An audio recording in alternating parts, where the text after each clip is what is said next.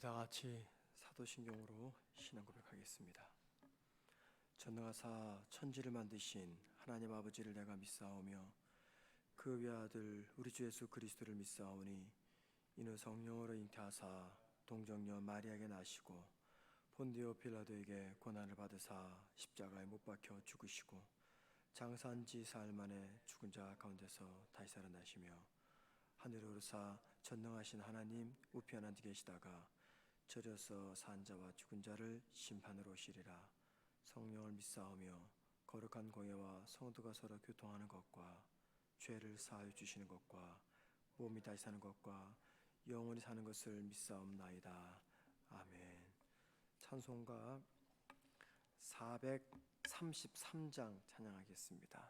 433장입니다. 433장.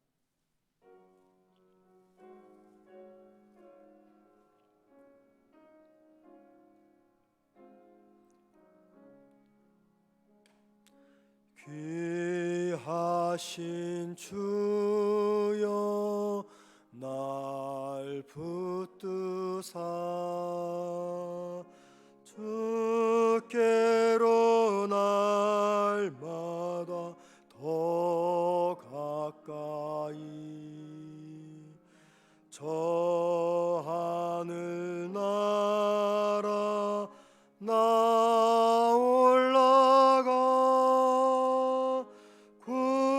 구주의 품 안에는 안기여 영생의 문 받기 원합니다. 봉헌할 물건 나 없어도 날마다 주께로 더 가까이 내 죄를 주께 다 고하니 주님의 보혈로 날 씻으사 눈보다 더 희게 하옵소서.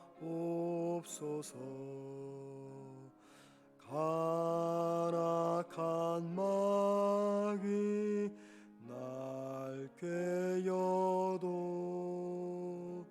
주께 수 앞으로 더 가까이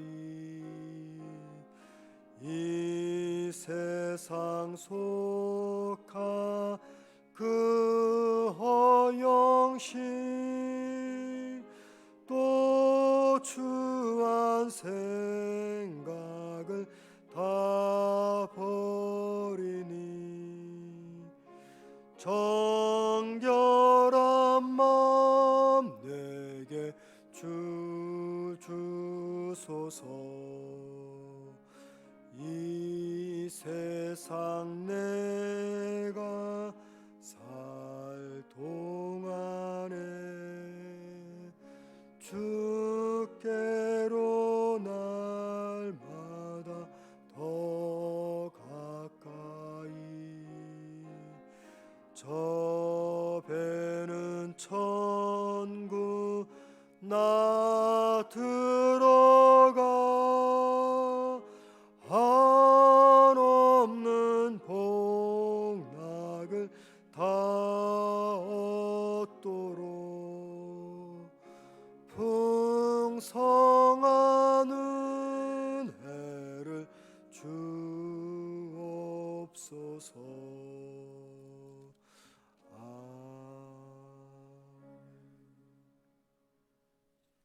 말씀 보겠습니다. 빌립보서 2장 25절에서 30절까지입니다.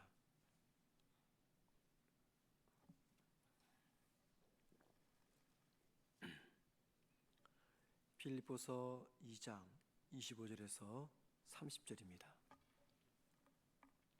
신약 320면, 제 성경책으로 320면입니다. 제가 혼자 읽도록 하겠습니다.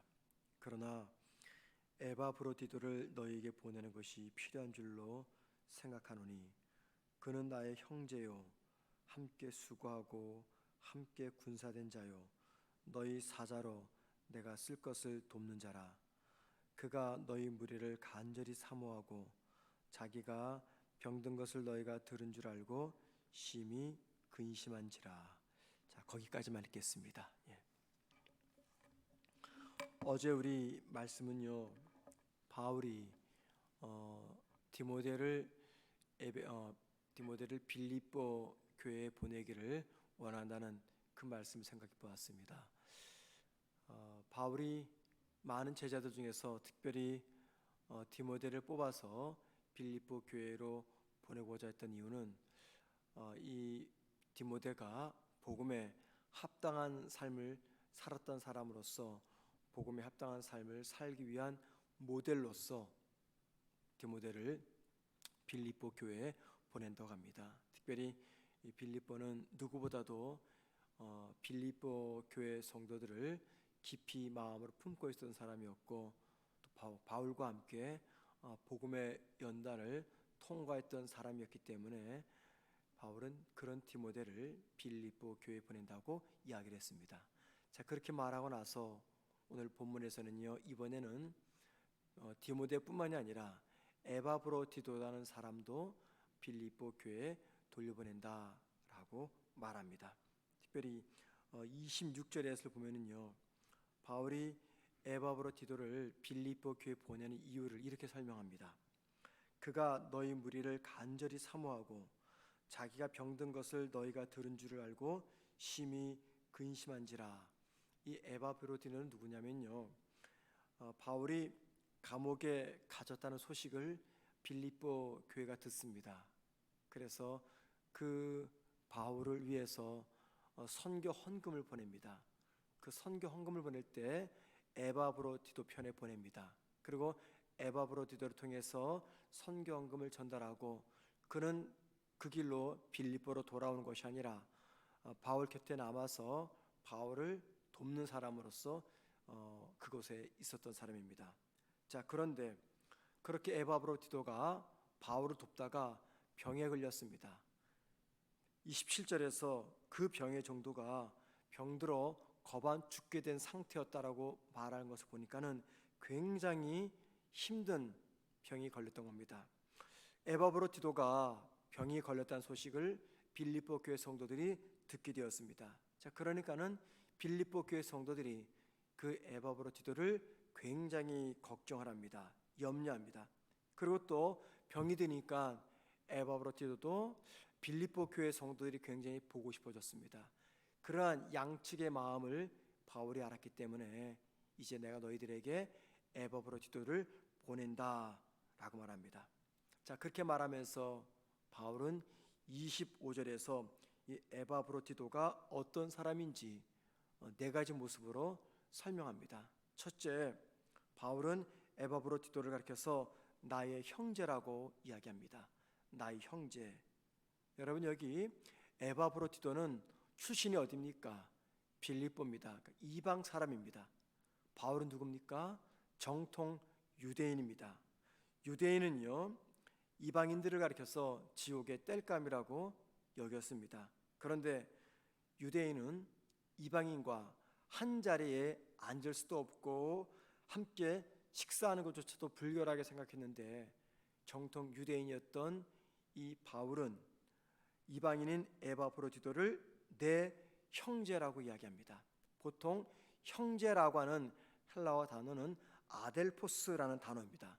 이 아델포스가 어디에서 유래가 됐냐면요, 자궁이라는 단어에서 유래가 된 것입니다. 그러니까 같은 자궁에서 태어난 사람을 가리켜서 아델포스라고 불렀던 거죠.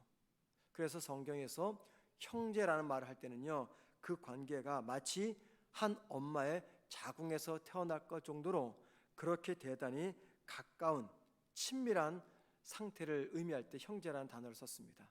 자, 그런데 지금 정통 유대인이었던 바울이 이방인인 에바브로디도를 가리켜서 형제, 같은 엄마의 자궁에서 태어난 형제라는 의미로서 이 아델포스라고 부르고 있는 것입니다.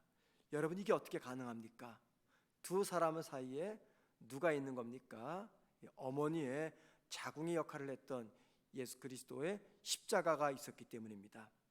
만약에 바울이 부활하신 주님을 만나지 않았다면 바울은 결코 에바브로디도를 형제라고 부를 수 없었을 것입니다.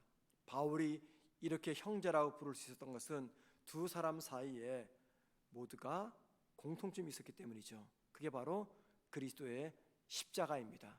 두 사람 모두가 다 그리스도를 믿었고 그리스도를 위해서 헌신했기 때문에 나의 형제라고 불렀던 겁니다. 여러분, 유대인이었던 바울이 이방인이었던 에바브로디도를 나의 형제라고 불렀다면은, 자, 우리는 어떻습니까? 우린 유대인, 이방인 가를 필요가 없습니다. 우리는 한 민족입니다. 같은 민족이죠. 자, 같은 민족이자 같은 하나님을 아버지라고 믿고 있고 같은 주님의 십자가를 믿고 있는 한 신앙 공동체입니다. 여러분, 그렇다면은 우리 피차 바울처럼 형제라고 부르지는 못한다 할지라도 우리가 서로를 바라보면서 내가 어떤 상대가 되어야 되는지, 혹은 상대방은 나에게 어떻게 인식이 되어야 되는지 우리가 생각해 볼 필요가 있다는 겁니다. 바울처럼 나의 형제라고 부르지는 못하더라도 적어도 서로 대적하거나 시기하지는 말아야 된다는 것입니다. 그게 바로 예수 그리스도를 믿는 성도들이 가져야 될 자세인 거죠. 두 번째, 바울은 이 에바브로디도를 가리켜서 함께 수고한 자라고 이야기합니다. 함께 수고한 자, 이 말은 무슨 말입니까?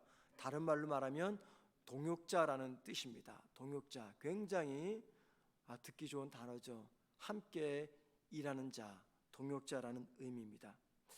바울과 그리고 에바브로디도는요, 같은 주인이신 주님을 위해서 같은 나라인 주님의 나라, 하늘 나라를 위해서 헌신한 사람들입니다.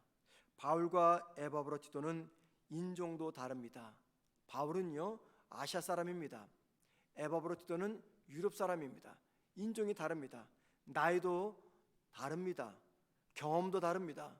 살아온 환경도 다르고 신앙의 정도도 다릅니다. 심지어 주님 만나기 전에는요, 각각 다른 종교를 믿었던 사람입니다. 자, 그런데 지금 그랬던 바울이 에바브로디도를 가리켜서 자신의 동역자라고 인정을 합니다. 이 말이 무슨 말입니까? 지금 바울은요, 에바브로디도를 자신의 수준까지 끌어올리는 겁니다. 나와 동등한 나의 동역자, 즉 자신의 수준만큼 에바브로디도를 올리고 있다는 겁니다. 여러분, 이 교회 안에는요, 나보다 나이가 어린 사람도 있습니다. 나보다 신앙생활을 늦게 한 사람도 있습니다. 나보다 열악하고 가난하게 살아가는 그러한 성도들도 있습니다.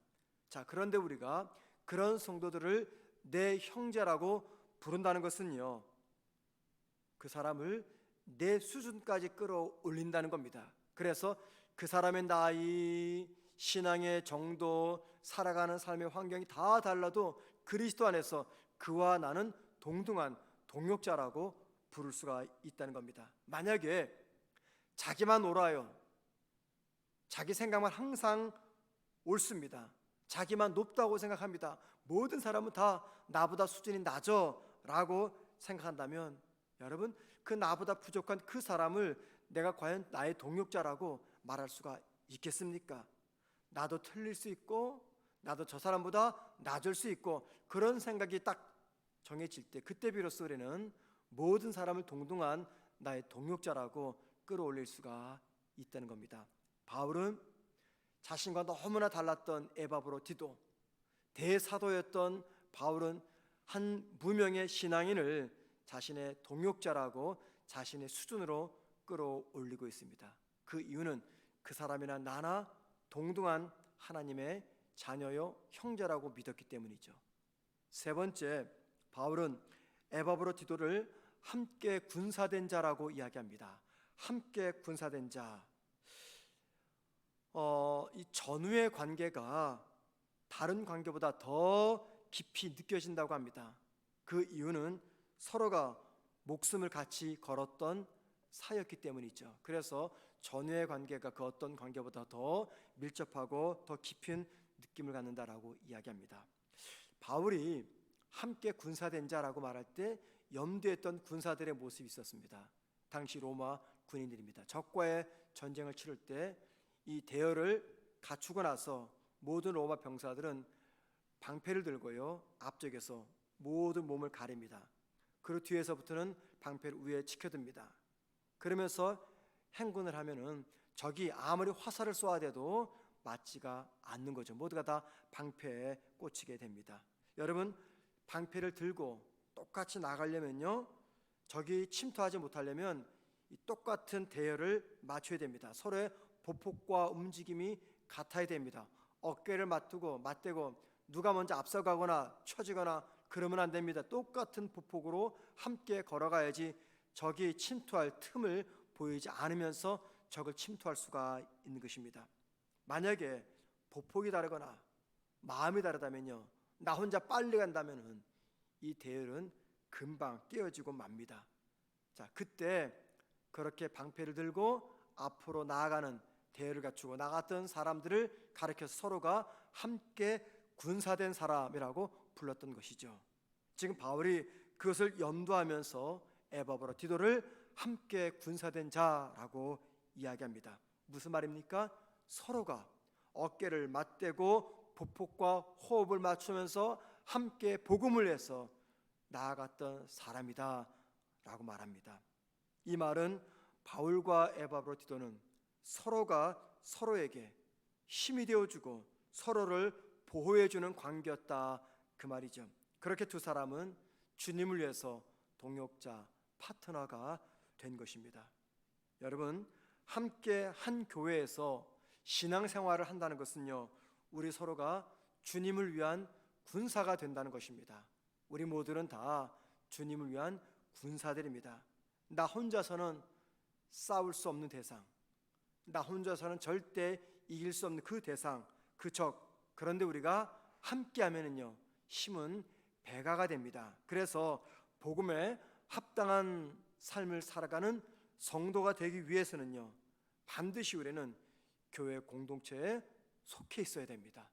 교회 공동체를 떠나서는요, 결코 복음에 합당한 삶을 살아갈 수가 없습니다. 왜냐하면 복음에 합당한 삶을 살아가기 위해서는 나 말고 다른 성도와 함께 있어야 되기 때문이죠. 함께한 공동체에 속해서 서로가 서로에게 서로를 날카롭게 만들어주는 철이 될 때, 그때 우리는 복음에 합당한 삶을 살아갈 수가 있는 것입니다. 그래서 함께 신앙생활하는 내 옆의 성도는 나와 함께 주님을 위한 군사된 사람이라는 것입니다. 네 번째, 바울은 에바브로 디도를 가리켜서 너희 사자로 내가 쓸 것을 돕는 자라고 말합니다. 너희들이 보낸 사자로서 나의 쓸 것을 돕는 자다라고 말합니다. 여기 쓸 것을 돕는 자, 이 말은요, 그 당시 공직자 혹은 공무원, 그런 뜻이었습니다. 특별히 유대인의 입장에서 볼 때는 이 쓸 것을 돕는 자, 그 말은요, 성전에서 일하는 제사장을 뜻했습니다. 오늘 본문은 아니지만 빌립보서 4장 18절 말씀을 제가 한번 읽어드리겠습니다. 내게는 모든 것이 있고 또 풍족한지라 에바브로 디도 편에 너희가 준 것을 받음으로 내가 풍족하니, 그 다음 보세요. 이는 받으실 만한 향기로운 제물이요 하나님을 기쁘시게 한 것이라. 빌립보 교회가 바울이 감옥에 갇힌 것을 보고 에바브로 디도 편에 선교 헌금을 보냈습니다. 그런데 바울이 받은 그 선교 헌금을 가리켜서 뭐라고 말합니까? 받으실 만한 향기로운 제물이다라고 말합니다. 누가요? 하나님이 받으실 만한 향기로운 제물. 그러니까는 저나 여러분이 선교사님을 위해서 헌금하는 그 동역하는 헌금을 가리켜서 바울은 하나님이 받으실 만한 향기로운 제물이다 라고 이야기합니다. 바울은 빌립보 교회가 자신에게 전해준 선교 헌금이 하나님께 드린 제물과 같고, 그 제물을, 즉 하나님께 드린 그 제물을 드린 사람, 즉 제사장의 역할을 한 사람이 다름 아닌 에바브로디도였다라고 말합니다. 에바브로디도. 여러분, 우리는 더 이상 구약의 제사를 드리지 않고 있죠. 제사를 되풀이하지 않고 있습니다. 그런데 우리의 삶 자체가 하나님께 드리는 제사임을 잊지 말아야 됩니다. 우리의 예배, 찬양, 기도, 섬김, 세상을 살아가는 모든 모습과 삶 전체가 다 하나님께 드리는 제사입니다. 그리고 이런 일을 중심을 다해서 하는 사람이 바로 제사장이기 때문에 저와 여러분이 제사장이라는 것입니다. 우리는 바울이나 디모데에 대해서는요, 귀가 따갑도록 많이 들었습니다. 그런데 에바브로디도는 잘 모릅니다. 왜냐하면 성경에서 빌립보서에서 딱 2번만 그의 이름이 등장하기 때문이죠. 그래서 에바브로디도를 잘 모릅니다. 그런데 여러분, 초대 교회를 교회답게 만들고 아름답게 만들었던 사람들은요, 유명한 제자들이 아닙니다. 에바브로디도처럼 무명의 그리스도인들이었습니다. 이름도 전해지지 않는, 이름도 알 수 없는 무명의 그리스도인들의 헌신이 있었기 때문에 초대교회는 아름답고 귀하게 성장했고 부흥했고, 그 결과 바로 그 무명의 그리스도인들 때문에 복음이 전 세계에 전해지게 된 것이죠. 여러분, 에바브로디도는 정말 무명의 그리스도인이었습니다. 그런데 바로 그 무명의 그리스도인 때문에 하나님의 나라가 확장이 된 것이죠. 우리 교회가 32년이 지났습니다. 32년 동안 우리 교회가 아름답게 부흥하고 성장할 수 있었던 이유는 목회자들만의 수고 때문이 아닙니다. 목회자만이 아니라 이름 없는 다수의 성도들 때문이었습니다.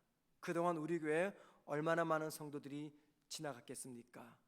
여러 이유 때문에 오랫동안 정착하지 못하고 왔다가 떠난 그런 성도들도 있고, 지금도 여전히 함께 신앙생활하는 성도들도 있습니다. 어쩌면 이름도 얼굴도 기억나지 않는 무명의 다수의 성도들, 바로 그 무명의 성도들 때문에 우리 교회가 아름답게 지금까지 성장할 수가 있었던 것이죠. 다른 사람들이 나를 알아주지 않아도 주님 한 분만 나를 알아주시면 족합니다.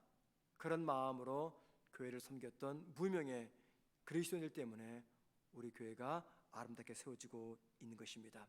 바울이 에바브로디도를 4가지로 소개하는데, 바로 그 4가지의 모습이 저와 여러분의 모습이 되기를 주님의 이름으로 축원을 드립니다. 기도하겠습니다.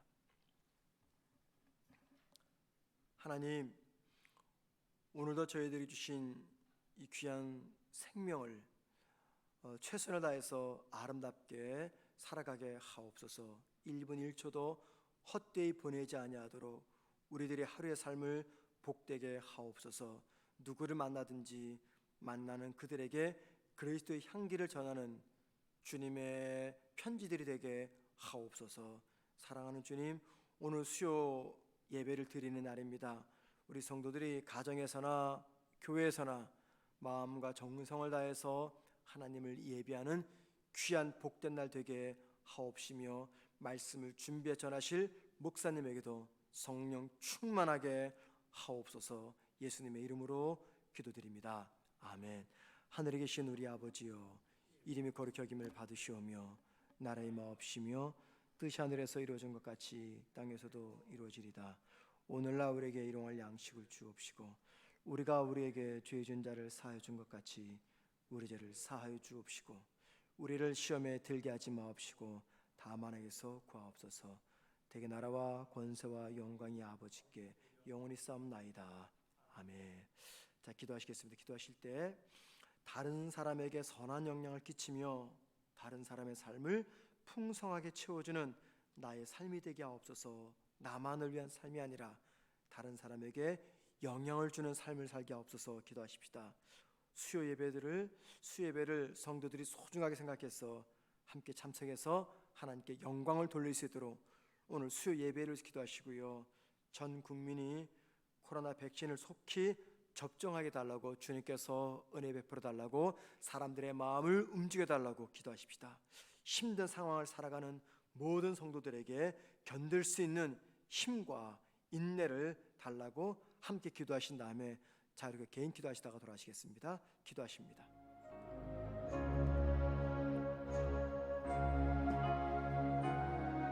하나님, 우리의 삶이 나만을 위한 삶, 우리 가정만을 위한 삶이 되지 않도록 도와주옵소서.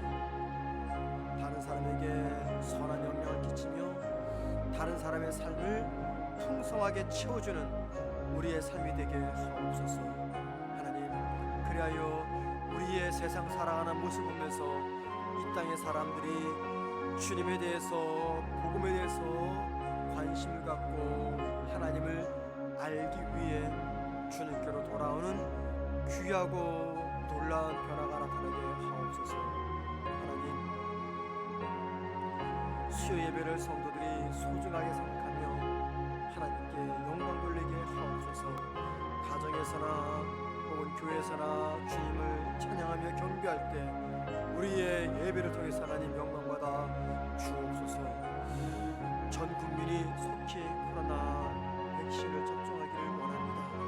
이 일을 위해서 일하는 모든 분들과 또 모든 사람들의 마음을 움직여 주셔서 하나님께서 우리 모든 국민들에게 은혜를 더하여 주옵소서.